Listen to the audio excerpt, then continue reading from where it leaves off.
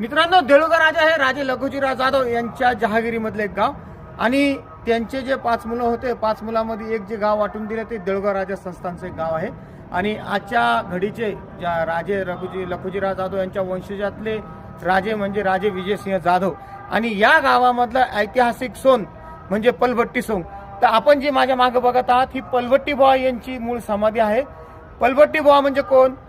ज्यांनी 300 ते 350 वर्ष अगोदर सगळ्यात अगोदर पलभट्टी देवीचं सोंग घेतलं आणि त्या ज्या मूळ पुरुषांनी सगळ्यात अगोदर देवीचं सोंग घेतलं त्यांचं नाव होतं पलभट्टी बुवा आणि त्यांच्या नावावरूनच देऊळगाव राजा येथे चैत्र महिन्यात निघत असलेलं पलभट्टी सोंग हे ओळखलं जातं.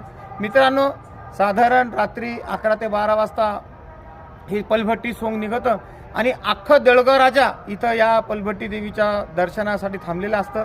पलभट्टी जेव्हा विठ्ठल मंदिरातून निघते तर सर्वात अगोदर या सप्तशृंगीच्या देवीचे दर्शन केल्यानंतर या पलभट्टी बुवाच्या समाधीच्या दर्शनाला येते. इथं आरती होते आणि त्यानंतर पलभट्टी बुवाचं दर्शन करून ही पलभट्टी देवी गाव प्रदक्षिणासाठी निघते.